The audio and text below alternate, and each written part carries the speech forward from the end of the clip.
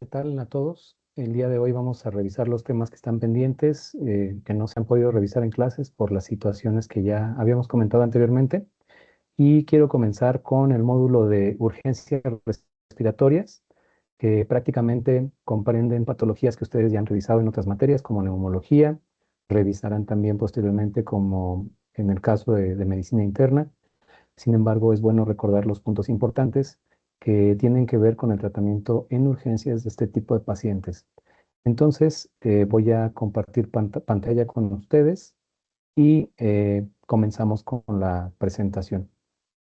Con respecto a las urgencias del módulo respiratorio, digamos, pues las más importantes, las que más comúnmente vamos a encontrar en los servicios de urgencias, pues son el asma, la enfermedad pulmonar obstructiva crónica con una exacerbación, las neumonías y por último, algo muy importante que sí se llega a presentar y que es todo un reto diagnóstico, y se trata de la tromboembolia pulmonar o el tromboembolismo pulmonar. Entonces voy a comenzar con la presentación. Muy bien, entonces con respecto a las urgencias respiratorias, las primeras que vamos a mencionar, como ya les comentaba, pues es la crisis asmática y también vamos a revisar la enfermedad pulmonar obstructiva crónica. A pesar de que en esta presentación nos estamos enfocando más en el asma, pues algo muy importante a recordar es que a pesar de que la fisiopatología es completamente distinta, ya que una enfermedad es reversible y la otra no, en el caso de la crisis asma, no, del asma en general, es un padecimiento que se puede revertir, no así la fibrosis pulmonar o la bronquitis crónica. Sin embargo, el tratamiento en agudo en los servicios de urgencias es muy parecido. Por eso es que los vamos a englobar en esta presentación. Entonces, hablemos de crisis asmáticas en el servicio de urgencias. Primero, es importante mencionarles que no todos los pacientes con asma van a acudir a los servicios de urgencias porque las exacerbaciones en muchos casos se pueden tratar en casa. Entonces, veamos primero que nada, pues algunos aspectos generales que ya ustedes dominan. El asma es una enfermedad, como ya les decía, que es episódica, que es también de curso crónico y que tiene tres componentes, perdón, principales en su presentación clínica, que son las sibilancias, la presencia de tos y la disnea. Sin embargo, estas están causadas por fenómenos fisiopatológicos que tienen que ver con la disminución del flujo aéreo y que precisamente pues están dadas por un proceso inflamatorio de las vías respiratorias. Tienen un carácter de reversibilidad. Eso significa que muchos pacientes que cursan con asma pueden mejorar e incluso en algunos casos pueden llevar una vida casi normal. En el caso de las exacerbaciones o más bien las crisis asmáticas, lo que vamos a observar es que esos pacientes tienen algunos episodios en los cuales pues la enfermedad se descontrola y eso ocasiona que haya esta obstrucción o limitación al flujo aéreo. Y pues también hay que mencionar que la crisis asmática puede responder a múltiples factores, como lo vamos a ver en diapositivas posteriores. Se puede deber a factores ambientales, factores intrínsecos, medicamentos, N cantidad de cosas. Entonces, los factores desencadenantes del asma como tal, pues son mediadores fisiológicos y farmacológicos también, eh, que generan respuestas en las vías respiratorias de estos pacientes que son asmáticos. También pueden existir algunos microorganismos o algunas sustancias en el ambiente, no sé, por ejemplo, ácaros, polución, etcétera, que inducen la inflamación y la reactividad de las vías respiratorias en individuos que ya previamente estaban predispuestos o sensibilizados. Si ustedes recuerdan, bueno, seguramente todavía no lo revisan, lo van a ver en el siguiente semestre, pero incluso hay una serie de enfermedades que están caracterizadas por ser todas ellas padecimientos que tienen un fundamento atópico, dermatitis, episodios de asma, etcétera. Entonces, esas personas que ya tienen un trasfondo o que tienen una predisposición a padecer este tipo de enfermedades, pues van a desarrollar con más facilidad los episodios de asma, ¿no? Y también pueden existir factores o agentes físico-químicos exógenos que ocasionan esta hiperreactividad de las vías respiratorias. Vamos a desglosarla un poco más en las siguientes diapositivas. Vean ustedes, ¿qué tipos de factores pueden predisponer a una crisis en sí? Ya no tanto hablando del asma como enfermedad, sino de una crisis asmática, que es lo que nosotros vamos a tratar habitualmente en los servicios de urgencias. Podemos encontrar factores propios del individuo, como por ejemplo algunos aspectos genéticos. Podemos encontrar pacientes que tienen obesidad o inclusive en algunos pacientes el mismo género o bueno, el sexo más bien, juega en su contra y hace que se desarrolle la crisis asmática. Y también tenemos factores ambientales, es decir, tenemos alergenos, infecciones, también tenemos algunas sensibilizaciones ambientales, personas que están cerca de fumadores, la polución en el aire ambiente. Esto en Querétaro ya empieza a ser una realidad, ya tenemos niveles pues un poco elevados de contaminación o incluso en algunos casos ciertos pacientes que tienen asma han llegado a reportar que con la ingesta de ciertos alimentos se puede desencadenar una nueva crisis. Y entonces, ya directamente hablando de cuáles pueden ser los factores que desencadenan la crisis asmática específicamente, ese es el gatillo que una vez que se jala, pues desencadena el episodio de tos, sibilancias y disnea, pues se pueden tratar de infecciones de vías respiratorias superiores incluso, es decir, infecciones que podrían parecer banales o que podrían parecer pues de tratamiento en casa o doméstico, pues pueden desencadenar una crisis asmática. El humo de tabaco, ya lo hemos comentado. Estas épocas en las que nos encontramos, que ya son épocas en, en las que los frentes fríos están llegando, el frío, la humedad, también puede desencadenar la crisis, algunos contaminantes atmosféricos o alergenos. Y también tenemos otros factores que podrían llegar a desencadenar una crisis asmática y que son llamados indirectos. Estos primeros que yo mencionaba, que son los directos, pues actúan específicamente en la mucosa respiratoria y echan a andar todo el mecanismo de inflamación.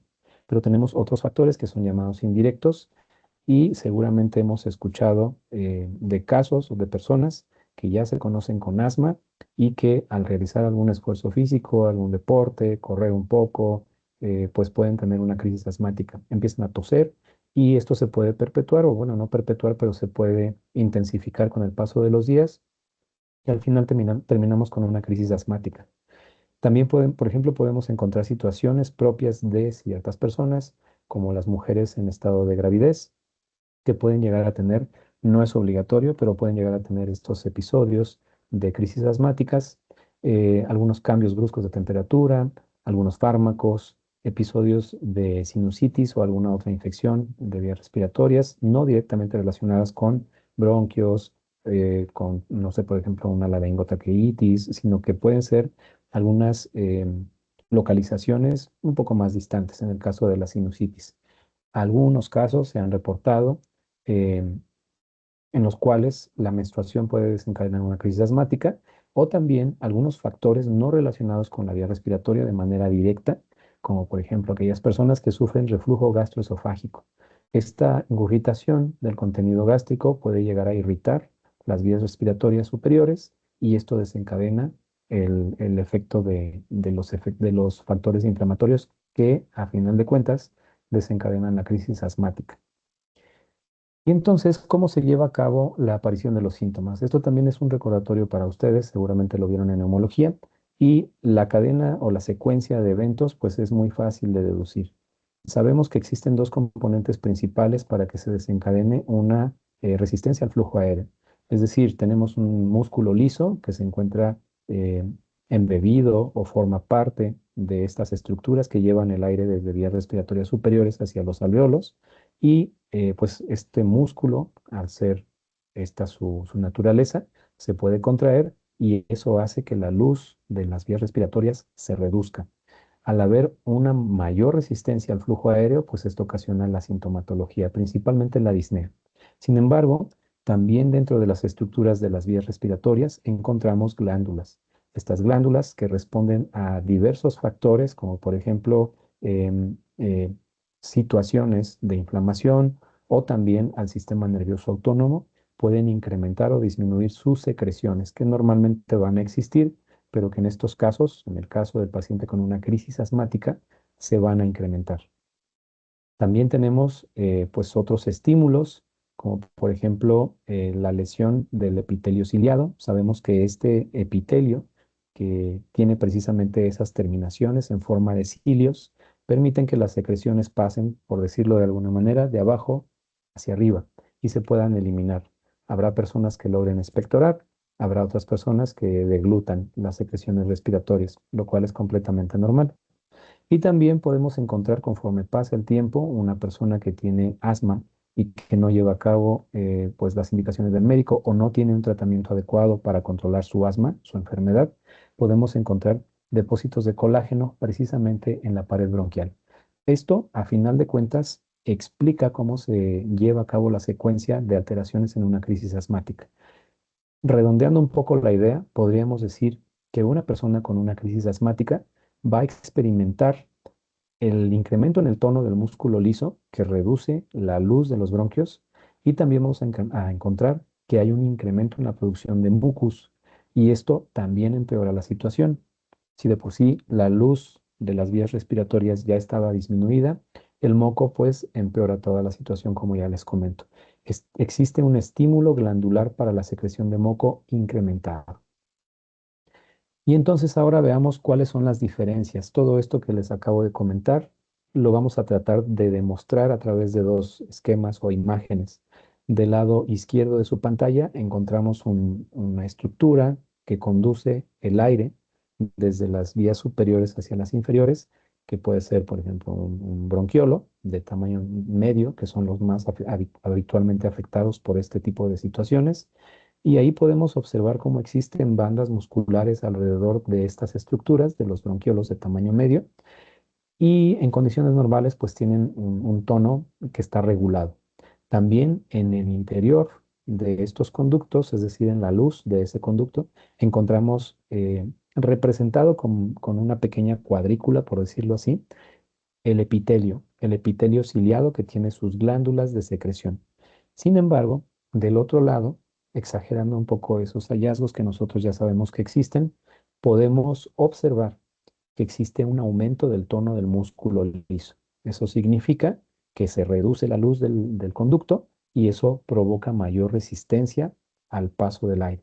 Pero también estamos encontrando que las capas submucosas están inflamadas, por eso es que vemos ese cambio de coloración hacia un tono más rojizo y también podemos observar cómo el epitelio está engrosado, por decirlo de alguna manera.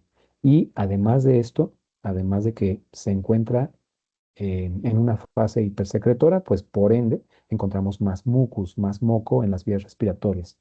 De esta forma podemos observar que la luz en un lado y en el otro tiene diferencias significativas.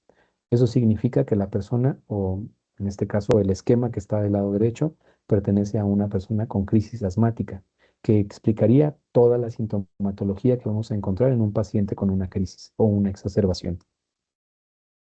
Y entonces esto pues también abona un poco a lo que ya les acabo de comentar. Contracción del músculo lisobronquial, edema de las vías aéreas, estrechez de la vía aérea, es decir, una remodelación que se da a lo largo de años o, bueno, meses o incluso años, y también una hipersecreción mucosa. Esto explica cuál es el origen específico de una crisis asmática. Muy bien, entonces ahora expliquemos los síntomas con base en los hallazgos que ya comentamos, es decir, la fisiopatología. Si tenemos a una persona que está experimentando una disminución en el flujo aéreo, ya sea por el aumento del tono del músculo liso o también por la hipersecreción de las glándulas, a final de cuentas es una persona que va a sentir que le falta el aire, es decir, va a experimentar algo que en las notas médicas registramos como aumento del trabajo respiratorio. Eso significa que la persona necesita más esfuerzo para poder meter aire hacia las vías aéreas inferiores, hacia los alvéolos. Eso se traduce en una nota médica también, aumento del trabajo respiratorio que ocasiona disnea. También podemos encontrar las famosas sibilancias, que son parte fundamental de una crisis asmática. Las sibilancias están graduadas, es decir, podemos encontrar sibilancias apenas perceptibles utilizando nuestro estetoscopio o en casos muy, bueno, no tan graves, pero relativamente de moderados a severos, vamos a encontrar precisamente, perdón, sibilancias que son audibles a distancia. Es decir, que no necesito ni siquiera un estetoscopio para poder escucharlas. Y en casos muy extremos, cuando la persona llega a urgencias a punto de morir por una crisis asmática, que sí se presentan casos así, aunque no son tan frecuentes, vamos a encontrar, vamos a detectar en el paciente un silencio respiratorio. Están tan ocluidas las vías respiratorias que el aire ni entra ni sale. Entonces, por más que queramos escuchar con un estetoscopio, el mejor Littmann del mundo, pues no se escucha nada. Vamos a encontrar algunos otros datos clínicos que podrían explicarnos de manera parcial el origen de la crisis asmática. Eso significa que podemos tener, pues, síntomas de rinitis, podemos tener, por ejemplo, pues, no sé, una infección de vías respiratorias, o una persona que tal vez tiene el hábito de fumar y no lo ha podido dejar. Esto también nos puede indicar que la persona puede tener inclusive tanto componentes de una enfermedad pulmonar obstructiva crónica como de una crisis asmática. No es común, pero se puede presentar. Podemos encontrar también en casos muy severos, en casos muy extremos, a una persona que ni siquiera logra, pues, mantener una saturación adecuada de oxígeno. Podemos encontrar personas con cianosis, tanto distal como periférica, y algunos cambios que son más bien crónicos, es decir, personas que frecuentemente están en urgencias por crisis asmáticas, por un mal control o porque precisamente es una enfermedad de difícil tratamiento. Podemos encontrar cambios como un tórax hiperinsuflado o, en casos también muy severos, personas que ya llegan muy mal a urgencias, tiros intercostales o supraclaviculares. Y pues desde luego eso nos habla de un uso de músculos accesorios de la ventilación o uso de músculos respiratorios accesorios. Entonces, ¿cómo podríamos decirlo? La presentación de una crisis asmática puede ser muy variable. ¿Cuáles son aquellos casos que no llegan a urgencias? Pues cuando los pacientes precisamente tienen algunos de estos síntomas, pero ya se conocen perfectamente su enfermedad y ellos tienen la capacidad, pues, de tratarse en casa. Utilizan aerosoles que son de rescate, habitualmente son casi los mismos que utilizan para el control de la enfermedad. Sin embargo, saben usarlo tan bien que pueden llegar a cortar la crisis en casa. Y eso evita precisamente que lleguen a urgencias y necesiten, pues, un tratamiento más intensivo. Muy bien. Entonces ahora hablemos de cuáles son las diferencias bueno, los diagnósticos diferenciales, perdón, durante una crisis. Y aquí volvemos a tocar el tema. La presentación clínica de una exacerbación de una enfermedad pulmonar obstructiva crónica o de una crisis asmática son muy parecidas, no se prestan tanto a confusión, porque desde luego los antecedentes de un paciente y del otro nos permiten desde ya saber de qué se trata, cuál es el episodio que estamos tratando.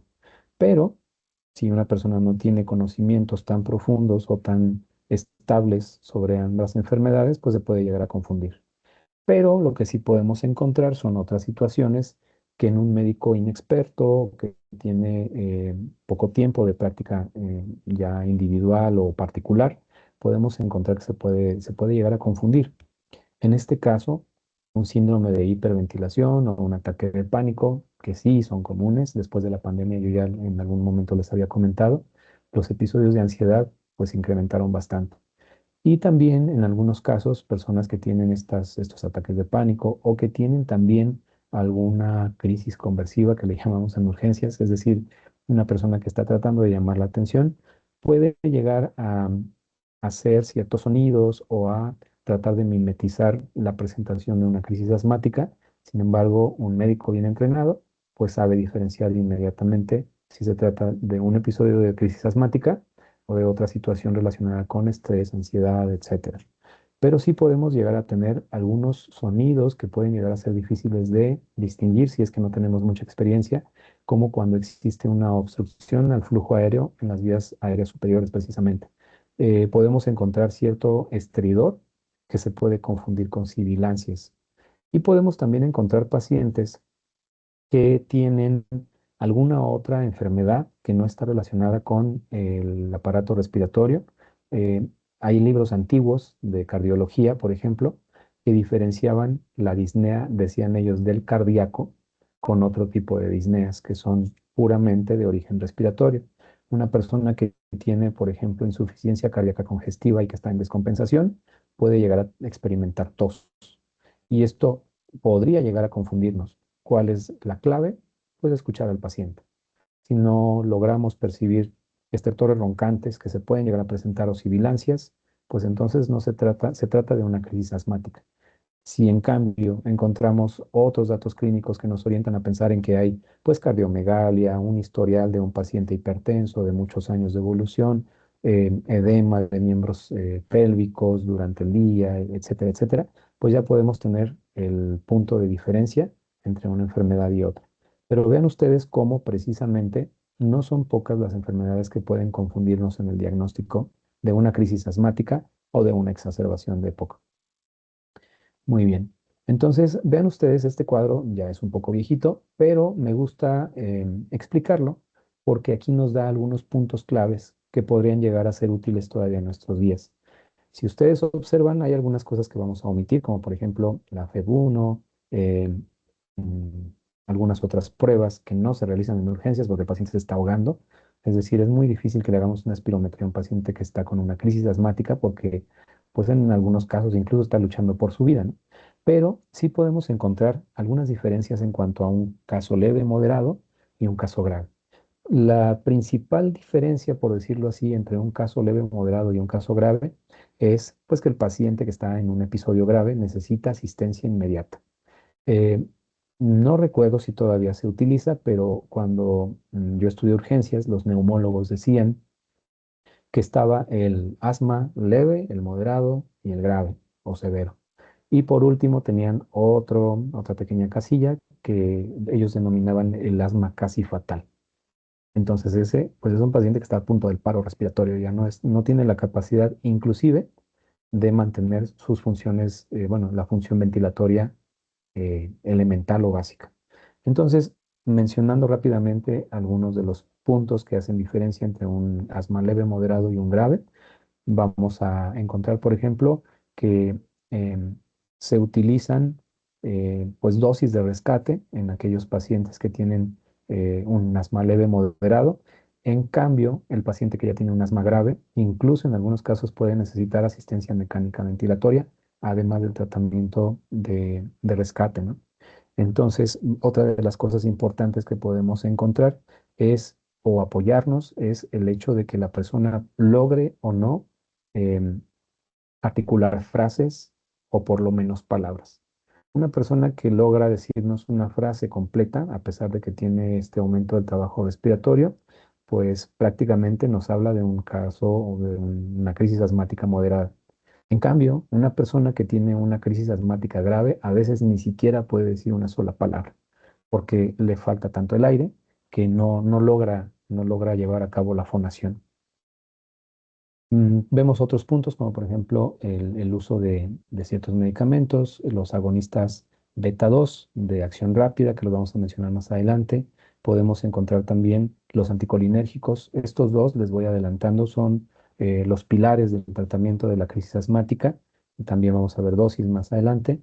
Y otro de los pilares del tratamiento, pues son los corticosteroides. Aquí, por ejemplo, estamos viendo las dosis que en muchos casos van a ser parecidas, como en el caso de los perdón, de los corticosteroides intravenosos. Y algo que sí es digno de mencionar es el último punto, sulfato de magnesio intravenoso. Este se reserva únicamente para aquellos episodios de crisis asmáticas que son rebeldes al tratamiento o que son de difícil control. Una vez que ya dimos las dosis de rescate con anticolinérgico, beta 2 agonista y esteroide y no logramos romper esa crisis asmática, entonces nos vamos con el tratamiento de segunda línea y ese tratamiento de segunda línea incluye precisamente el sulfato de magnesio. Lo vamos a mencionar más adelante, pero es importante que lo veamos. Entonces, ahora continuando con la presentación, hablemos de los pilares del tratamiento ya específicamente. Si se trata de una persona que prácticamente pues llega con nosotros con un aumento del trabajo ventilatorio muy acentuado y que inclusive, por ejemplo, puede tener ya alteraciones del estado de despierto, pues es importante que aportemos, desde luego, un suplemento de oxígeno. No todos los pacientes que llegan a los servicios de urgencias requieren oxígeno. Es necesario que nos ayudemos con aditamentos muy, muy simples y básicos que ya todos los servicios de urgencias tienen, ya sea portátiles o pegados a un monitor o conectados a un monitor más bien, un sensor o un oxímetro de pulso. Con esto nosotros podemos darnos cuenta, incluso sin gasometría, si la persona amerita un suplemento de oxígeno.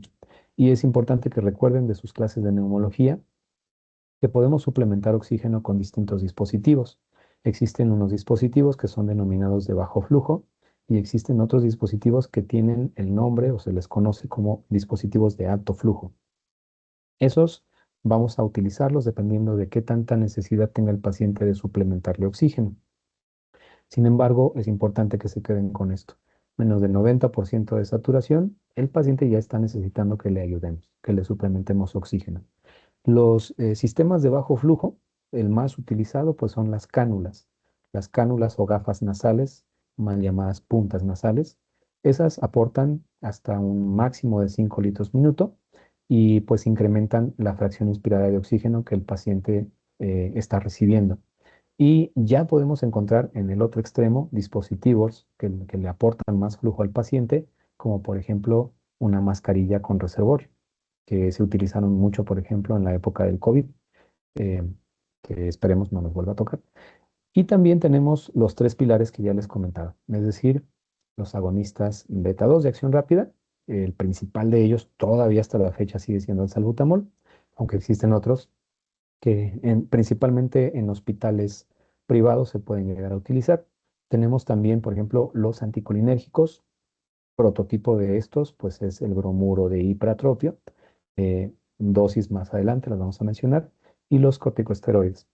Nosotros en urgencias es muy raro que utilicemos esteroides orales, es decir, habitualmente un paciente que ya está bajo tratamiento en el servicio de urgencias por una crisis asmática o una exacerbación de EPOC, porque hay que recordar que los tratamientos son prácticamente los mismos, pues una vez que se descartan de urgencias o se dan de alta de urgencias, deben continuar con el tratamiento con esteroides por un par de días o incluso semanas, porque eso garantiza que el paciente no regrese a los servicios de urgencias con una nueva crisis asmática. Entonces, los corticosteroides se pueden dar de manera parenteral, es decir, endovenosa, también inhalada, desde luego, y podemos encontrar corticosteroides que se dan por vía oral. Pero siempre quédense con esto en su mente. Los corticosteroides orales son para seguimiento, una vez que el paciente se va de alta a su casa. Y en casos muy graves, desde luego hay que ayudar al paciente a que no se pare, es decir, que no experimente un paro respiratorio, hipoxia, bradicardia, asistolia, y entonces brincamos al algoritmo de paro. Entonces, lo que queremos evitar es que ese paciente que no la está logrando, pues caiga en un paro. Para eso ya existen no nada más el tubo endotraqueal, que antes era lo único que había. Ya actualmente podemos mantener a un paciente sin necesidad de sedación y con un aporte de oxígeno muy parecido a lo que le aportaría un tubo endotraqueal. Estos dispositivos que ya están muy extendidos en su uso en muchos hospitales, principalmente privados, los públicos a veces no lo tienen que ver con una, pues una mascarilla especial que se denomina interfaz, que es una mascarilla que permite el cerrado hermético de las vías respiratorias, tanto la boca como la nariz, a través de un arnés que se coloca justamente en la cabeza del paciente y entonces permite que no se fugue el aire. Obviamente, ese aire que se entrega a los pacientes lleva una presión incrementada. Llega a ser molesto porque el paciente está despierto, pero eso evita que tengamos que intubar a un paciente. La intubación es una buena herramienta para suplementar oxígeno en pacientes graves. Sin embargo, es un procedimiento invasivo. Cuando nosotros introducimos una cánula en las vías respiratorias, pues estamos arrastrando bacterias. Y eso, al paso de los días, si es que el paciente dura un par de días intubado, incluso semanas, pues incrementa el riesgo de una infección de vías respiratorias inferiores, o sea, una neumonía. Entonces, de por sí, una ventilación mecánica asistida se reserva para casos graves. Pocos pacientes lo llegan a utilizar. En estas épocas, si ustedes se acercan a cualquier sala de urgencias, pues van a empezar a ver un incremento muy considerable en crisis asmáticas, pero muchos de ellos no van a necesitar ventilación mecánica invasiva. Entonces, o inclusive no invasiva, pero con un dispositivo de alto flujo con una interfaz. Muy bien, entonces ahora sí entremos en materia. Agonistas beta 2 de acción rápida. Principal de ellos, salbutamol. Existen otros como el bilalterol o el pirbuterol que están viendo ustedes ahí en la pantalla, pero la verdad es que muchos hospitales no lo tienen. Si ustedes están rotando en un hospital público, lo que siempre tenemos, bueno, casi siempre, es salbutamol como agonista beta 2 de acción rápida. Entonces, es importante que recordemos y que sepamos cómo indicarlo. Habitualmente en una crisis asmática en el hospital, lo ideal es que lo indiquemos o lo administre la enfermera por medio de una micronebulización, porque esto garantiza que la persona no depende de saber utilizar un inhalador. Los inhaladores son buenos para el tratamiento de pacientes bien educados y no me refiero a que tengan un grado universitario, ni mucho menos, sino que sepan utilizar el dispositivo de dispensador, digamos, del beta 2 agonista. Actualmente ya hay muchos tipos de dispositivos. Hay algunos que únicamente requieren que la persona se pegue a la boquilla e inhale. Pero, por ejemplo, un dispositivo, un dispensador tradicional de ese que venden en cualquier farmacia y que es de los más baratos, requiere que haya una coordinación entre el momento en que el paciente presiona el dispensador e inhala. Si la persona no sabe inhalar, todo el fármaco, todo el agonista beta 2 de acción rápida se queda en la boca y nunca, ni de chiste, va a llegar a los bronquiolos medios. Entonces, es importante que nosotros utilicemos de primera línea, pues un micronebulizador. El paciente puede estar en su camilla o incluso sentado si es que no hay camillas. Ponemos el dispositivo para micronebulizar y la persona lo único que tiene que hacer es ventilar. Esa micronebulización, y de ahí su nombre, permite que el medicamento se fraccione de tal forma que garantizamos que llegue hasta las vías aéreas inferiores, o por lo menos vías aéreas medias, digamos. Y entonces de esta forma empezamos a romper la crisis asmática, enfocándonos en uno de sus aspectos, como en este caso pues es el efecto del beta 2 agonista. Entonces, la dosis adecuadamente indicado en una hoja de órdenes médicas en urgencias, pues se tiene que decir en miligramos. Es decir, no se vale que nosotros digamos aplicar micronebulización, una ampolleta cada 20 minutos, 3 dosis. Eso se oye poco elegante, no debería de ser. Debemos aprendernos cuáles son las dosis. Y la dosis mínima que nosotros vamos a utilizar en un adulto con una crisis asmática son 2,5 miligramos, 3 dosis, que son las dosis de rescate. Todavía lo seguimos utilizando de esta forma. 20 minutos de diferencia entre cada una de ellas. Y entonces con esto vamos a empezar a dar la dosis de ataque. Son 3 dosis completas. 2,5 miligramos que podemos incrementar a 10 miligramos. Habitualmente con 2,5 miligramos es suficiente, tomando en cuenta que la ampolleta habitualmente viene de 5 miligramos por mililitro, dependiendo desde luego de la casa que lo produce, pero es lo más habitual. ¿Y qué sucede una vez que terminamos esas primeras 3 dosis de rescate? Pues entonces nosotros determinaremos qué tanto evolucionó el paciente. Tomemos en cuenta que si son 3 dosis con 20 minutos de diferencia, pues ya llevaríamos una hora en urgencias con ese paciente. En algunos casos los pacientes ya se sienten mejor después de estas primeras 3 dosis, pero en pocas ocasiones ya estarán listos para irse a su casa. Si nosotros tenemos manitas calientes y queremos que nos desocupe la cama, es probable que regrese el día de mañana, si es que lo di de alta muy pronto. Entonces, es importante que demos tiempo a que la crisis rompa, que estemos seguros que ese paciente se va a su casa en condiciones de seguridad. Y posteriormente, entonces, una vez que terminamos estas dosis de rescate, vamos a graduar, es decir, repetimos la misma dosis, 2,5 miligramos en micronebulización cada 4 o cada 6 o cada 8 horas, dependiendo de la gravedad que nosotros estemos detectando con ese paciente todavía, una vez que ya le hemos dado las dosis de rescate. Los otros medicamentos, ahí están las dosis, sin embargo, no es común que los encontremos en servicios de urgencias de manera habitual. Ahora, ¿qué sucede si en mi hospital o no hay medicamentos para micronebulizar o tampoco hay dispositivos para micronebulizar. Se necesita un dispositivo especial, no es cualquier mascarilla la que nos permite micronebulizar al paciente. Bueno, si no tenemos otra cosa, podemos utilizar desde luego los dispensadores tradicionales, que son estos de las películas, donde presionamos y la persona tiene que inhalar. Sin embargo, va a costar un poco más de trabajo, a menos que el paciente esté bien entrenado desde antes, que sepa cómo utilizar un dispensador, pues podemos simplemente decirle, te doy el dispensador y vas a aplicar de 4 a 8 inhalaciones o disparos, dicen por ahí, cada 20 minutos por 4 horas. Y después ya veremos cómo lo vamos a graduar. Y también es importante que les recuerde que actualmente ya tenemos dispensadores, bueno, tenemos artefactos que permiten o facilitan que la persona utilice el dispensador tradicional. A estos artefactos o a estos artículos les llamamos aerocámaras o aerochamber. Existen tanto para bebés pequeños, existen también para escolares y para adultos. Entonces no está de más que si nosotros estamos trabajando en un servicio de urgencias, pues tengamos a la mano, principalmente en estas épocas, una aerocámara. Habitualmente son para un solo uso o bueno, para una sola persona. No se deberían estar compartiendo entre varios pacientes, pero por ejemplo lo que se hace en algunos hospitales privados, te vendo tu aerocámara y cuando ya estés bien te la llevas a tu casa porque ya la pagaste. Entonces se puede utilizar, esto ayuda bastante.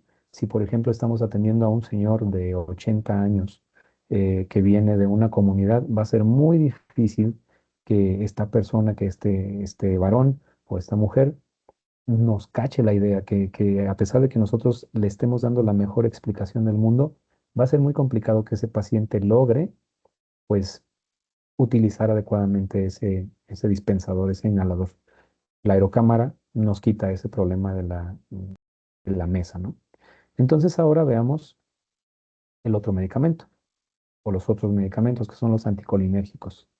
En este caso, como ustedes ya seguramente saben, tenemos distintos medicamentos anticolinérgicos, pero sigue utilizándose por mucho el bromuro de hipratropio, por lo menos para dosis de rescate. Podemos igualmente utilizarlos por medio de un inhalador o por micronebulización. Lo mismo, ¿cuál se prefiere? La micronebulización, por mucho. Y entonces también aquí hay que aprenderse la dosis, 0,5 miligramos cada 30 minutos o cada 20 minutos para que sean al mismo tiempo que el salbutamol, 3 dosis. Y después vamos a determinar si es cada 2, 4, 6 u 8, dependiendo de la respuesta que haya tenido el paciente.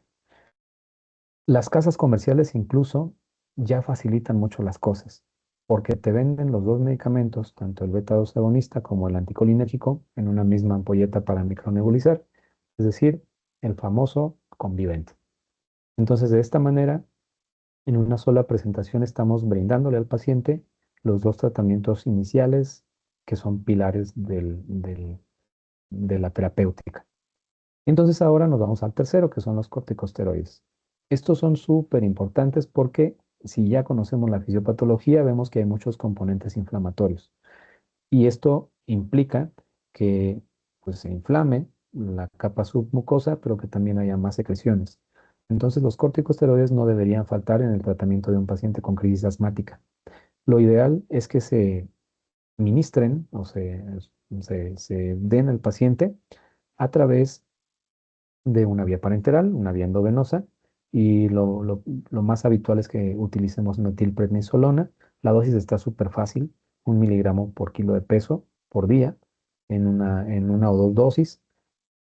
O podemos utilizar la prednisona, que es oral, si no tenemos otra cosa, pero siempre, o la prednisolona también, pero siempre vamos a tratar de utilizar la vía endovenosa. Y al mismo tiempo, bueno, ya nada más para finalizar esta diapositiva, si no tenemos metilprednisolona, pues también podemos utilizar hidrocortisona, 300 a 400 miligramos intravenosos divididos en dosis, dependiendo de la gravedad del paciente. Pueden ser cada 8 horas, cada 12 horas. Y algo muy importante que ya les había yo comentado es que una vez que el paciente ya está con una resolución parcial de su crisis asmática, o que inclusive nosotros ya estamos pensando en enviarlo a casa, podemos, bueno, debemos más bien, si es que nosotros lo vamos a dar de alta, dejar el tratamiento con, por ejemplo, prednisona oral en tabletas por 10 a 14 días. Difícilmente lo vamos a hacer, eh, es decir, no vamos a recetar al paciente por 14 días porque en teoría los urgenciólogos derivamos a los pacientes. Una vez que se resolvió la urgencia, entregamos una receta o una nota de atención médica con las indicaciones por escrito.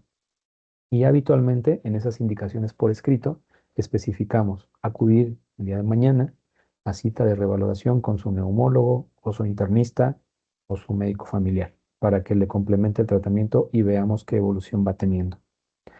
Algo muy importante también, a pesar de que ya dijimos los fármacos, es no olvidar cuáles son los factores ambientales o propios del paciente que van a evitar que precisamente el enfermo regrese. Es decir, evitar los cambios súbitos de temperatura, alejarse de fumadores, evitar ciertos alimentos si es que el paciente ya conoce que eso desencadena su crisis. mm, si necesita algún antibiótico por una infección de vías respiratorias superiores corroborada bacteriana, pues hay que tratarla. Entonces, como siempre en urgencias, pues hay que tratar el origen o la raíz de la patología. Muy bien, entonces ahora, nada más también para comentarlo, podemos y debemos utilizar esteroides inhalados. El más frecuente, el más habitual, existen varios, pero el más habitual, el que más frecuentemente van a encontrar en los servicios de urgencias, es la budesonida. O si se trata de un dispensador de los tradicionales, lo más habitual es que encontremos se me fue el nombre, en un momento se los comento. La budesonida, su dosis puede ser 0.125 a 0.25 miligramos cada 12 horas. Este no se da en los mismos periodos que los otros dos, es decir, el bromuro de protropio y el salbutamol, sino que simplemente se da cada 12 horas, la micronebulización. Sí, no me acuerdo del nombre, pero en un momento se los comento, el que es con dispensador. Dejando los esteroides de lado, entonces vamos a mencionar el otro tratamiento de segunda elección, reservado únicamente para aquellos pacientes que no logran salir de la crisis asmática a pesar del tratamiento que ya les acabo de mencionar. Y este medicamento pues es el sulfato de magnesio, que se utiliza para mujeres que están con una enfermedad hipertensiva grave del embarazo y también lo utilizamos para la torsión de las puntas y, ¿qué creen? También para el asma. Entonces, se da en una sola infusión de 2 gramos en 20 minutos, recordando que es necesario mantener al paciente bajo monitoreo cardíaco, porque así como ustedes recordarán, pues es un medicamento de empleo delicado. Si lo utilizamos para torsión de las puntas, hay que saber que en muchos casos también este paciente puede llegar a desarrollar algunos trastornos del ritmo que pueden empeorar la condición del paciente. Entonces, la recomendación general es, si vamos a utilizar sulfato de magnesio, se utiliza, pero bajo vigilancia. Muy bien, ya para redondear y finalizar el tema de las crisis asmáticas y también de la enfermedad pulmonar obstructiva crónica, que también utilizamos beta-2 agonistas, esteroides, anticolinérgicos, eh, pues vamos a mencionar algunos medicamentos que antes se utilizaban y que ya no están indicados. Algunos médicos todavía por ahí, de repente, de la vieja escuela, pueden llegar a indicarlos, pero pues ya nos veríamos mal. Antes se utilizaban mucho las metiljantinas como la teofilina o la aminofilina. Ya está demostrado que no ejercen o no ofrecen un efecto adicional sobre el tratamiento y pueden tener efectos adversos, también relacionados con trastornos del ritmo cardíaco. Entonces, lo ideal pues es ya no utilizarlos. Algún médico pues que no sepa tratar este tipo de crisis puede pensar en su lógica, en su razonamiento. Si el paciente tiene mucho moco, pues le doy Ambroxol o le doy Bromexina. Ya está también demostrado que esto no sirve de nada, empeoran la tos y pueden obstruir o causar una obstrucción mayor de la vía aérea. ¿Cuál es la medida? Y esto muchos neumólogos estarán de acuerdo. ¿Cuál es la mejor medida para fluidificar? Utilizamos esta palabra de la gente que no está en el ámbito médico, pero ¿qué podemos hacer para que esas secreciones logren salir con más facilidad? Es decir, que no sean secreciones espesas que se queden ahí abajo. El agua. Siempre el mejor, eh, por decirlo así, agente hidratante de las secreciones va a ser el agua. Un paciente bien hidratado no necesita ninguno de los otros fármacos que ya les mencionaba, es decir, no necesita mucolíticos. No están indicados los antihistamínicos, no hay demostración de que estos ayuden al paciente a salir adelante. Y también, si estamos ante un paciente que está ansioso, con una crisis asmática ya tirándole a grave, pues no lo vamos a sedar. En el momento en que ustedes sedan a un paciente con una crisis asmática, están abatiendo sus mecanismos de defensa. Si el paciente está logrando mantener una saturación de 79% u 82% y nosotros lo sedamos, se acabaron los mecanismos de defensa y ese paciente puede acabar en paro y nos hace correr para intubarlo. Entonces, esos son medicamentos que no están indicados y que no deberíamos utilizar en este tipo de situaciones. Ahora, un repaso muy rápido de otras enfermedades que empezamos a ver en estas fechas que llegan a urgencias. Esto desde luego ya lo han visto en microbiología, lo vieron en infectos seguramente, lo vieron en neumología y lo van a volver a ver tal vez en medicina interna. Es un repaso muy rápido. Neumonías, perdón, adquiridas en la comunidad. Sabemos que pueden ser de origen micótico, viral, pero lo más habitual es que sean bacterianas. Y también sabemos cuál es la presentación, mm, ¿cómo podríamos decirlo?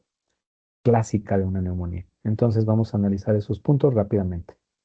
Que la neumonía adquirida en la comunidad, pues es una infección pulmonar perdón, por un diverso número o una variedad de microorganismos que están adquiridos fuera del hospital. Es decir, hay ciertos criterios que nos dicen que una neumonía se adquirió en el ámbito hospitalario o que está asociado a los cuidados de la salud, pero en estos casos hay que recordar que la neumonía adquirida en la comunidad pues es específicamente aquellas bacterias que están localizadas fuera del entorno hospitalario. Y esto causa pues una inflamación del parénquima pulmonar y también de los espacios alveolares, lo cual conlleva a que se llenen de secreción purulenta los alveolos y disminuya la superficie de intercambio gaseoso o de hematosis. Y esto a su vez explica parte de la presentación clínica de un paciente con neumonía. Microorganismos más frecuentes, ya se lo saben de memoria: Streptococcus pneumoniae, Haemophilus influenzae, Staphylococcus aureus, Moraxella catarrhalis, Pseudomonas aeruginosa, Enterobacteriaceae. Todos estos pueden llegar a infectar a un paciente que está cursando con una neumonía. No nos vamos a detener mucho porque esto ustedes pues ya lo conocen, saben cómo se ven en el microscopio y lo que sí es importante recordar es cuáles son los agentes etiológicos más frecuentes. Ahí en primerísimo lugar encontramos Streptococcus pneumoniae. Ya tenemos algunas vacunas que protegen a ciertas poblaciones, principalmente adultos mayores, contra este tipo de enfermedades y pues tenemos otras más que pueden llegar a infectar a un paciente, pero lo más habitual es que sean estas en comunidad. Presentación clínica, ya saben ustedes cómo se presenta un paciente con una neumonía, un episodio caracterizado por tal vez picos febriles en los días previos, un ataque al estado general. Es muy común que los pacientes lleguen a urgencias con este hábitus exterior pues deteriorado, se ven mal, tienen un mal aspecto. Vamos a encontrar desde luego que tienen una progresión de la disnea. Es decir, al principio era un malestar, luego se fue generando este aumento del trabajo respiratorio que va empeorando con los días hasta que el paciente llega a urgencias y nos dice es que siento que ya no puedo respirar.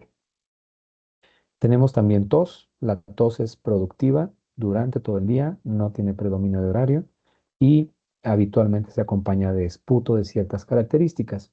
Es importante recordar que el color del esputo no siempre nos dice si es viral o si es bacteriano, pero habitualmente en un paciente con una neumonía clásica bacteriana, pues encontramos un incremento en la purulencia del esputo.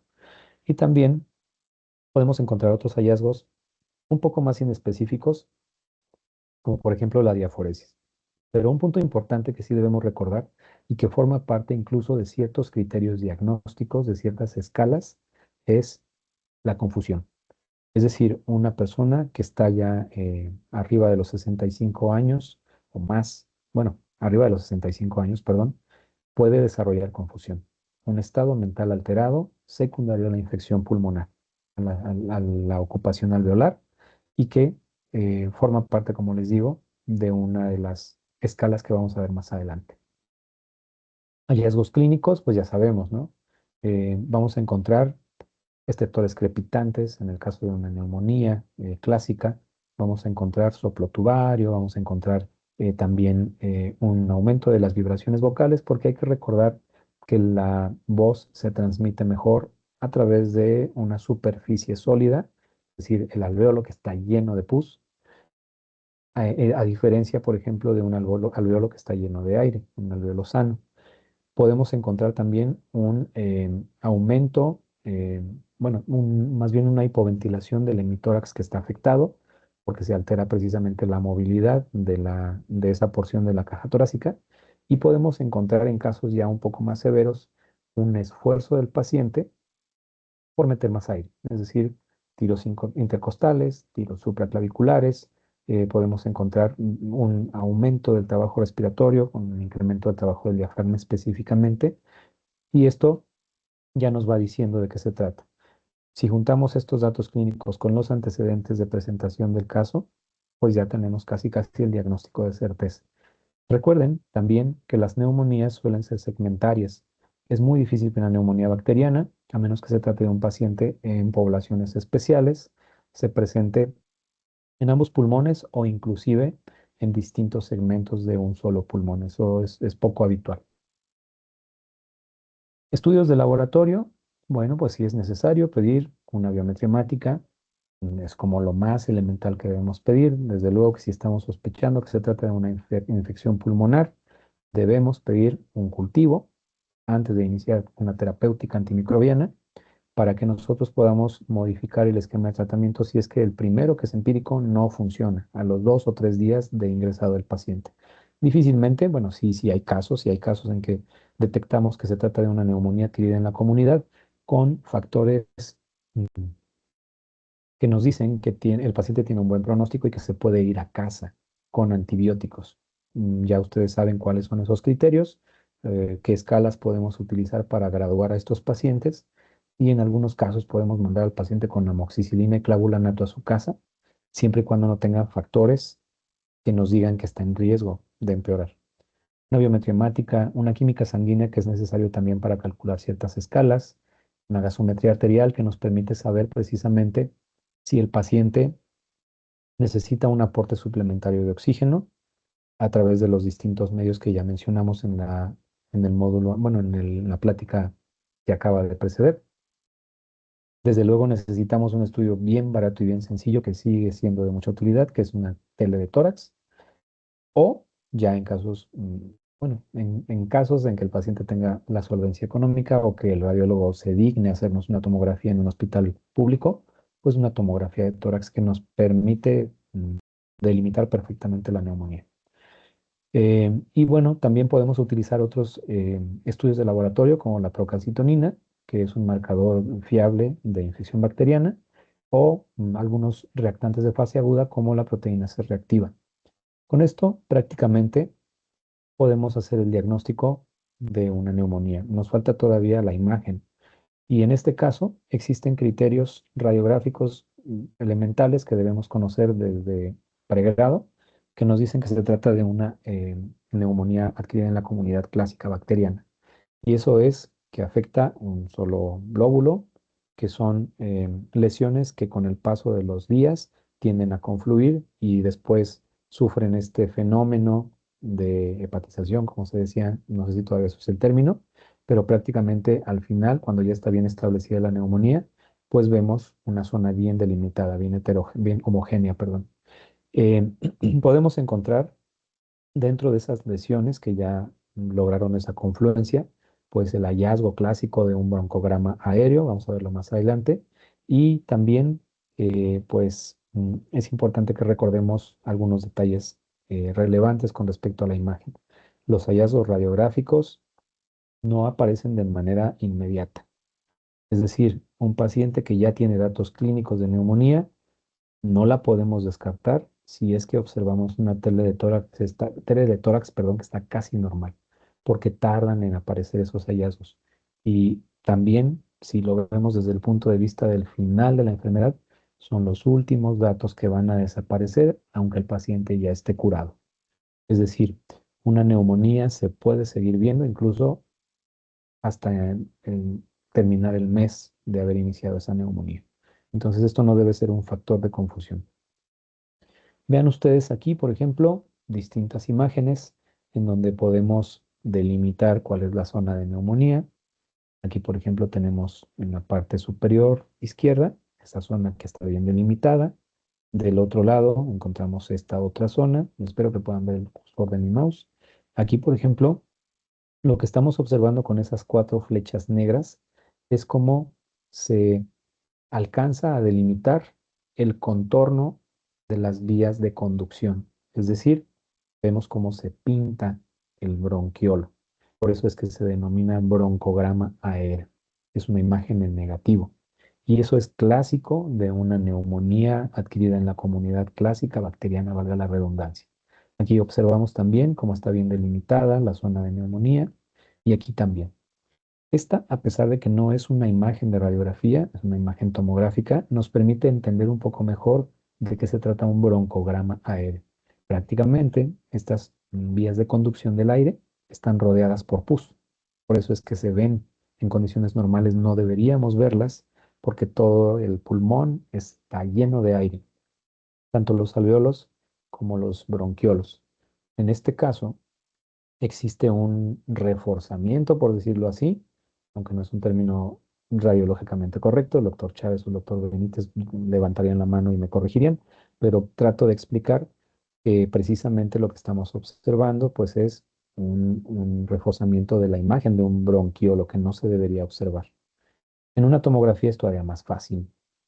Aquí, por ejemplo, estamos observando circulado con este, bueno, dentro de ese óvalo de color rojo, cuál es la zona de neumonía. Acá, por ejemplo, también podemos observarlo. em, y aquí también, en esta parte. Entonces, prácticamente es muy fácil delimitar una neumonía en una tomografía, mucho más fácil que en una radiografía. Inclusive, cambios que no se logran ver en radiografía, en tomografía sí se pueden observar. Y entonces ahora, ¿cuándo debo obtener cultivos? En urgencias siempre deberíamos obtener cultivos ante una neumonía. Eso es el deber ser. La verdad es que no se hace con frecuencia, pero si se trata de un paciente con una neumonía grave, desde luego que debemos pedirlo, porque es muy probable que ese paciente empeore. Si tiene marcadores pronósticos malos, debemos obtener un cultivo. Cuando existe sospecha también de una infección por Staphylococcus aureus meticilino resistente, porque ese es otro cantar, o también con una sospecha de infección por Pseudomonas aeruginosa, con un antecedente de infección previo o un tratamiento, incluso hospitalario en los últimos 90 días, que ya se saldría de la definición de una neumonía adquirida en la comunidad, pero si tiene algunos factores de riesgo, hay que pedir cultivo y pacientes que en otro momento requirieron intubación orotraqueal, antecedente de infección previa o un tratamiento antimicrobiano en los últimos 90 días. Pero quedémonos con la idea en la mente de que el deber ser es tomar cultivos. Si tenemos secreción bronquial, si tenemos esputo, pues hay que cultivarlo. Si el paciente evoluciona bien con el tratamiento empírico, qué bueno. Pero si no, ¿qué vamos a hacer? Entonces ya perdimos esa oportunidad de obtener esos cultivos iniciales. Tratamiento, ya ustedes lo conocen, no nos vamos a detener mucho en ello. Si no es hospitalario, bueno, es un paciente que tiene pocos factores de mal pronóstico, que se puede ir a casa, o lo menos eso nos dicen las escalas pronósticas, amoxicilina con ácido clavulánico, o doxiciclina, o un macrólido como claritromicina o acitromicina, o una fluoroquinolona respiratoria como levofloxacino, en casos muy particulares moxifloxacino o algún otro. Pero lo que sí nos toca a nosotros es el tratamiento hospitalario. Capto al paciente, determino que se tiene que quedar en el hospital y le inicio un tratamiento empírico. Tenemos dos opciones que son las habituales, ¿no? Un beta-lactámico con un macrólido, por ejemplo, una cefalosporina con claritromicina, o bien, si no quiero utilizar este esquema, o mi hospital, si es que tiene buenos estudios epidemiológicos hechos por el infectólogo del hospital y el epidemiólogo del hospital, ellos me tendrían que decir cuáles son los esquemas de tratamiento que mejor funcionan para mi población hospitalaria.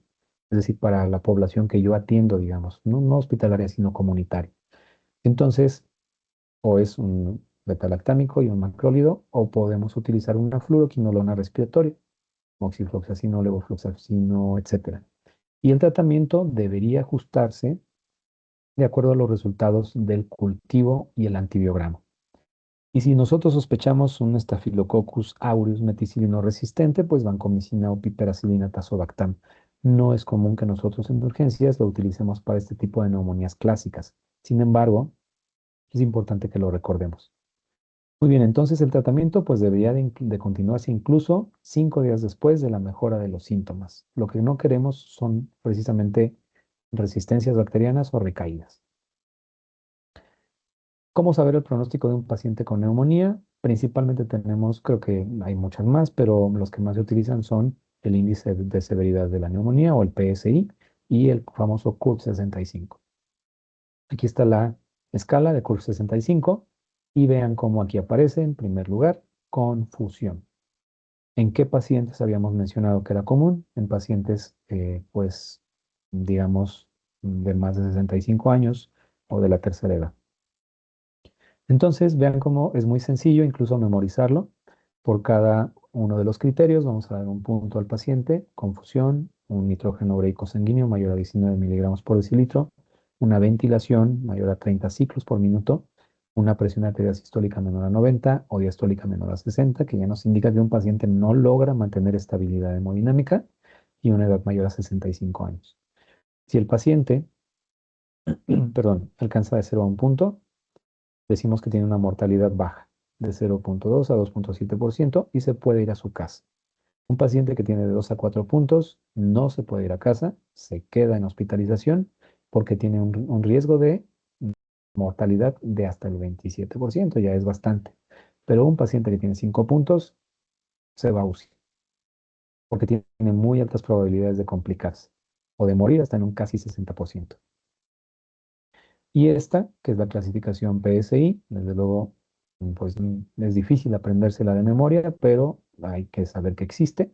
El índice de gravedad o severidad de la neumonía, que incluye pues distintos factores que se toman en cuenta y que a final de cuentas, bueno, al final del cálculo, digamos, nos dice también si el paciente tiene un buen pronóstico o un mal pronóstico. Y también si se va a su casa, si se queda en una hospitalización de corta duración o si se tiene que quedar forzosamente durante varios días en el hospital. Aquí no nos dice si se va a UCI o no, pero es complementaria con la otra. ¿Puedo utilizar las dos? Sí, sí, sería lo ideal. Incluso puedo utilizar muchas otras que nos dicen, por ejemplo, si el paciente tiene riesgo de desarrollar choque séptico, como por ejemplo la clasificación de SOFA o algunas otras, pero estas deberían ser las elementales o las básicas para que ustedes puedan estadificar a una neumonía. Y entonces ahora entremos con la joya de la corona, es decir, como la clase pesada, porque lo que hemos visto no está tan pesado, pero el tromboembolismo pulmonar no es difícil de aprender, pero es difícil de aterrizar en la práctica. En este caso, el tromboembolismo pulmonar es un diagnóstico difícil. Si nosotros no dominamos el tema como médicos, si nosotros no sabemos la fisiopatología y no tenemos un alto índice de sospecha, se nos va el diagnóstico. Es difícil diagnosticar tromboembolismo pulmonar, ya vamos a ver por qué. ¿Qué es la tromboembolia pulmonar? Es una de las variantes de la enfermedad tromboembólica venosa, incluso está relacionada, como lo vamos a ver más adelante, con la trombosis venosa periférica, que se da en los miembros inferiores y que emboliza precisamente a los pulmones y que se puede presentar en ciertos grupos de pacientes. Pacientes que están postoperados, pacientes que tienen bueno, que tienen poca movilidad, que tienen estasis sanguínea, pacientes oncológicos, pacientes que ya tienen una enfermedad maligna, tienen una alta probabilidad de desarrollar tromboembolismo pulmonar y a las embarazadas les encanta hacer tromboembolismo pulmonar. También podemos encontrar dentro de esos grupos de pacientes posoperados personas que se someten a procedimientos estéticos. Liposucción, lipoescultura, se ve con frecuencia. Entonces, pues no son cirugías tan carentes de riesgo. En algunos casos sí se llegan a ver tromboembolismos pulmonares por este tipo de cirugías. Y eso, desde luego, aumenta el riesgo del paciente y muchísimo los costos de una cirugía que iba a costar, no sé, en cantidad de pesos, pues se puede doblar por el uso de terapia intensiva y muchas otras cosas. Entonces, hay que tener cuidado con esos pacientes, hay que tener un alto índice de sospecha con esos pacientes. Tercera causa de muerte a nivel mundial de origen cardiovascular, es decir, pues le va pisando los talones al infarto de miocardio. No es posible hacer diagnóstico de certeza sin estudios complementarios. ¿A qué voy con esto? Si yo no utilizo laboratorios ni estudios de imagen, no puedo diagnosticar TEPO. Muy bien, vean ustedes, síntomas de alta sospecha. Disnea de inicio súbito, dolor torácico y síncope. Entonces yo preguntaría a cada uno de ustedes cuántas enfermedades pueden llegar a producir esta presentación clínica. Así. Y son casos, bueno, son datos pues sumamente inespecíficos. Un dolor torácico lo puede dar el infarto agudo de miocardio, lo puede dar una disección aórtica, lo puede dar un traumatismo, lo puede dar una neumonía, lo puede dar también incluso un mal día en el gimnasio. No sé, le metimos mucho peso, nos va a doler el tórax. Disnea, bueno, las que ustedes quieran. Y síncope, tal vez un poco menos, pero también un infarto nos puede dar síncope, una bradicardia, un bloqueo atrioventricular, yo qué sé. Entonces, por eso es difícil sospecharlo. Dice aquí síntomas de alta sospecha, pero ya aterrizado a la realidad, pues ni siquiera son de alta sospecha, porque son muy inespecíficos. Los signos clínicos y síntomas y pruebas de laboratorio nos van a permitir, es decir, si cortamos hasta antes de la imagen, solamente datos clínicos y laboratorios, lo único que podemos lograr es sospechar, no hay más. No hay un solo laboratorio hasta el momento que nos diga si es tromboembolia pulmonar. Forzosamente tenemos que brincar al siguiente escalón, que son los estudios de imagen. Entonces vean ustedes, prevalencia de signos y síntomas. Y volvemos un poco a lo que ya mencionamos en la diapositiva anterior. Una TEP confirmada eh, que estamos observando ahí en el recuadro. Y vean ustedes cuál es el signo, bueno, el síntoma primero que nada, el síntoma más habitual, disnea, seguido por dolor torácico, tos y síncope. Pero vean ustedes, 80% es muchísimo el porcentaje y es solo disnea. En el caso de los signos, 70%, un poquito por debajo de la disnea, en el caso de los síntomas, signos, taquipnea, que va muy pegado con la disnea. Y abajito está la taquicardia con un 26%. Y de ahí para abajo, otros más inespecíficos y con poca presentación. ¿Con esto podríamos hacer diagnóstico? Difícilmente. Yo no me puedo aventurar a decir que STEP solo con estos datos. Entonces existen algunas reglas o escalas o scores que nos pueden decir si se puede tratar de una tromboembolia pulmonar. Incluso los scores no nos dan certeza. Simplemente nos dicen, vas por el buen camino, sigue diagnosticando, sigue haciendo protocolo de estudio, o es poco probable que sea una TEP, busca otras opciones. Y tenemos dos escalas que son las más utilizadas. Una es la de Genève o Ginebra y la otra es la de Wells. Son muy parecidas entre sí. Con que se sepan los nombres, igual, ya estamos del otro lado. Ya me doy por bien servido. Si tienen un paciente con una probable TEP, con que se acuerden, Ginebra y Wells. Entonces sacan su teléfono y hacen el cálculo. Y vean ustedes, menciono rápidamente criterios de uno y de otro. Factores predisponentes. Más de 65 años, trombosis venosa profunda, es decir, de miembros pélvicos o TEP previa, cirugía o fractura en menos de un mes, malignidad activa, o sea, cáncer, ciertos síntomas como dolor en extremidades inferiores, o sea, trombosis venosa profunda o hemoptisis, que se presenta en pocos casos. Signos clínicos, frecuencia cardíaca 75 a 94, mayor de 95, dolor a la palpación en venas profundas, y de ahí obtenemos una probabilidad clínica baja, intermedia o alta. Ahora vamos con Wells. Factores predisponentes, trombosis venosa profunda o TEP previa, igual que la anterior, cirugía reciente o inmovilización, como por ejemplo un viaje transatlántico. Nos vamos de viaje a donde les gusta, Estambul, Turquía, y duramos muchísimo tiempo sentados en el avión y esperando en el transborde si es que vamos a viajar o vamos a cambiar de avión. Se puede producir la TEP también o cáncer. Después, síntomas, hemoptisis, igual que la otra. Signos clínicos, frecuencia cardíaca más de 100 latidos por minuto o signos clínicos de trombosis venosa profunda. Y por último dice juicio clínico, diagnóstico alternativo menos probable que TEP. Ahí sí depende de un médico que sepa medicina, que esté entrenado, que tenga en mente cuáles pueden ser los diagnósticos diferenciales.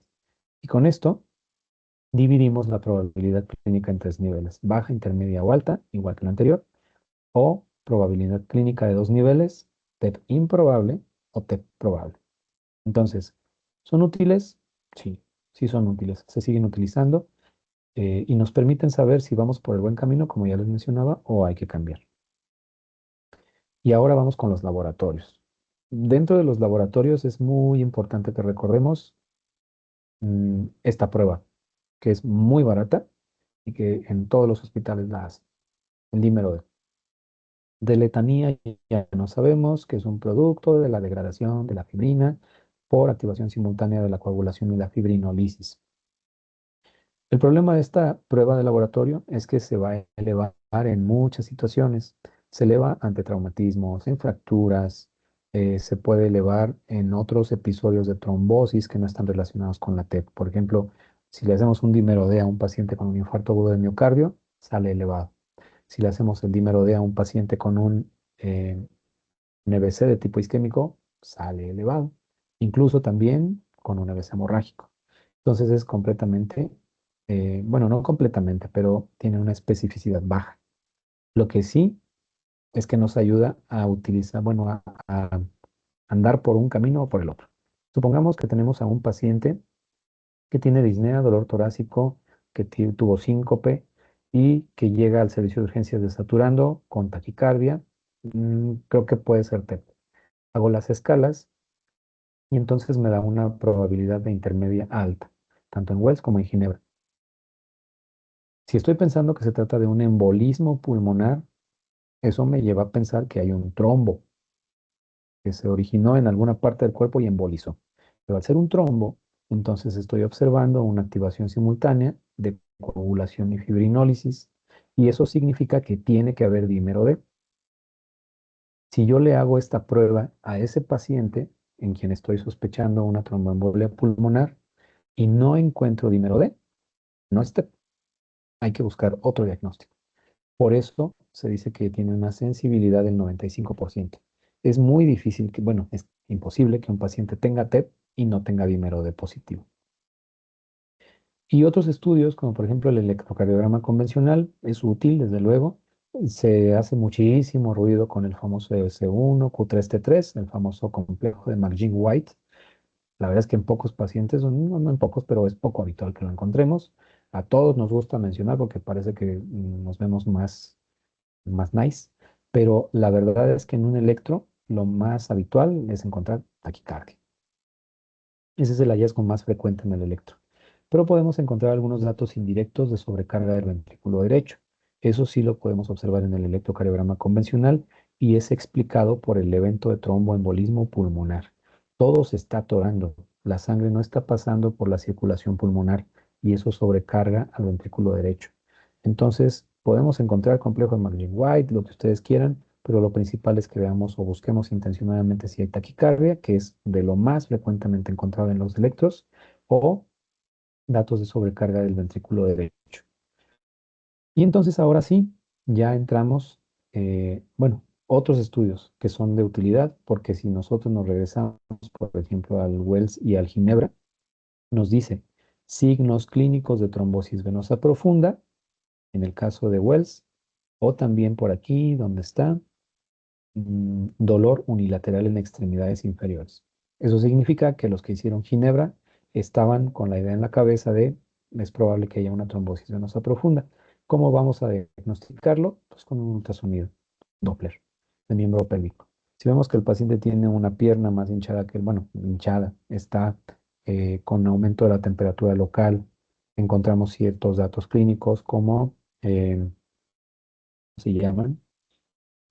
Se me fueron los nombres, em, Homans y Olo, y pues vemos también datos clínicos que nos sugieren que se trata de una trombosis, bueno, trombosis venosa profunda que embolizó, pues lo ideal es hacerle un ultrasonido Doppler para corroborar que sí hay una trombosis venosa profunda. Y también podemos utilizar otros estudios que ya son más diagnósticos, de diagnóstico definitivo. Este se usa poco, pero existe, que es la escintigrafía de ventilación perfusión pulmonar. Se necesita el equipo y se necesita alguien que lo sepa usar. Estas son pruebas, perdón, son pruebas de medicina nuclear. No en todos lados se hacen. Y prácticamente se trata de poner radioisótopos en la lúmina y radioisótopos en el aire que respiramos. Y va a haber una parte que no se va a observar, que se va a ver como parchada. Eso nos indica que hay una pérdida, por decirlo así, de la perfusión de una parte de la circulación pulmonar. Eh, bueno, se asocia a pruebas espirométricas, como les digo, requiere equipos especializados y dos o más defectos de perfusión segmentarios, pues nos hacen el diagnóstico de tromboembolia pulmonar. Es necesario que se los mencione, pero no se usa tan frecuentemente en la vida real. Ahora, lo que sí, es el gold standard, es la prueba de oro o el estándar de oro para detectar tromboembolismo pulmonar, y esto es la angiografía pulmonar. Eso requiere que metamos al paciente a una sala de hemodinámica, le pongamos medio de contraste y un cardiólogo nos diga, ah, mira, sí, aquí en este punto la circulación está amputada, se pierde. ¿Cuáles son las ventajas? Pues que nos permite detectar trombos que son pequeñitos, de 1 a 2 milímetros, y también algo muy importante es mencionar que depende del hemodinamista. Si se trata de un hemodinamista que apenas va saliendo de la subespecialidad, pues posiblemente no tiene tantas horas de vuelo y se le puede ir el diagnóstico. Pero si se trata de un hemodinamista muy experimentado, pues entonces ahí tenemos el diagnóstico de certeza. Desventaja, necesitamos hemodinamia. No en todos lados tenemos hemodinamia. Aquí en Querétaro sí lo hay y hay varios médicos que lo hacen, pero en otros estados de la República no lo hay. O en ciertas comunidades más pequeñas no lo hay. Entonces, ¿qué nos sirve? Pues una angiotomografía, más fácil de realizar, mucho más barata, en cierto modo es menos invasiva y lo único que necesitamos es una vía venosa una extremidad por donde podamos pasar contraste con una llave de 3 vías. Esto nos permite conocer el estado de la circulación pulmonar. También vamos a encontrar, si bien no trombos tan pequeños como la angiografía, sí podemos encontrar esta pérdida del flujo sanguíneo a nivel de la circulación pulmonar. Tiene una sensibilidad del 83% y una especificidad del 96%. Es un muy buen estudio de diagnóstico de certeza. Ya dejamos atrás al dímero D, dejamos atrás las escalas. Este sí nos dice si hay TEP. Ya con eso podemos iniciar un tratamiento. Entonces, pues no tiene las ventajas, no es tan específico como la geografía, pero es uno de los más utilizados en la práctica médica común. Y la ecografía, o ecocardiografía, perdón, nos permite saber efectivamente qué tan sobrecargado está el ventrículo derecho y también podemos encontrar algunas otras complicaciones como una insuficiencia, en el caso de la insuficiencia tricuspidia, o también hacer mediciones. Sin embargo, este no nos da un diagnóstico de certeza. Los únicos dos que nos lo dan son la angiotomografía o la angiografía. Una vez que ya tenemos el diagnóstico de un tromboembolismo pulmonar, entonces utilizamos escalas también. En este caso tenemos la escala del índice de severidad del embolismo pulmonar, es una de las que se utilizan, que también nos dice si el paciente tiene un muy bajo riesgo, bajo, intermedio, alto o muy alto. Y también nos da la mortalidad, desde el 1,1 hasta el 24,5%. Lo único que tenemos que hacer es llenar estos criterios y la calculadora nos permite saber cuál es el riesgo de mortalidad del paciente. ¿Y cómo lo vamos a tratar en urgencias? La verdad, siendo muy, muy honestos, es que habitualmente es un manejo de varios especialistas. A diferencia del infarto agudo de miocardio, inclusive del evento cerebrovascular de tipo isquémico, aquí es mejor que se reúnan el neumólogo, a veces el cardiólogo, el intensivista, para determinar cuál es el tratamiento que se le va a dar a ese paciente. Existen dos variedades, la TEP submasiva o el tromboembolismo pulmonar submasivo y el tromboembolismo pulmonar masivo. Si ustedes observan cuáles son los criterios de uno y de otro, el de abajo, el masivo, pues ya tiene criterios de gravedad. Son pacientes que se pueden complicar bastante. Hipotensión, choque, inestabilidad hemodinámica, desde luego. En este caso indicamos fibrinólisis sistémica, que es el TPA, 100 miligramos en 2 horas o 50 miligramos en 15 minutos. O también, si tenemos el medio, pues para darlo intrapulmonar. Muy bien, y entonces en el otro caso, es decir, el paciente con un TEP submasivo, pues no es necesario dar la fibrinólisis sistémica, pero sí hay que estarlo vigilando. Se tiene que ir a una terapia intensiva en muchos de los casos. Estos pacientes no se van a casa, desde luego, y se mantienen con anticoagulación. Es muy probable que una persona que ya hizo TEP la pueda volver a hacer. Bueno, no es muy probable, pero es probable que pueda volver a presentarla en en ocasiones posteriores. Y la terapia endovascular, en este caso, está indicada para aquellos pacientes con una tromboembolia pulmonar de alto riesgo y con contraindicación para una trombólisis sistémica, o en pacientes que ya fueron sometidos a este tratamiento y no evolucionaron bien. Los pacientes de alto riesgo son aquellos pacientes chocados, pacientes que hicieron un paro respiratorio secundario a este tipo de problemas. Recuerden las H y las T y ahí van a encontrar esta causa. Pacientes que presentan falla ventricular derecha aguda, o pacientes con trombos por eco en arteria pulmonar principal, o sea, está tapado todo el pulmón. Esos pacientes deberían ir a una terapia endovascular. Y ya, obviamente no les puedo preguntar si tienen alguna duda, pero si la hay, por favor la escriben y nos comunicamos por medio de chat. Y pues ya, finalizamos módulo respiratorio y posteriormente grabo la clase que nos hace falta, que es de electrolitos. Hasta luego.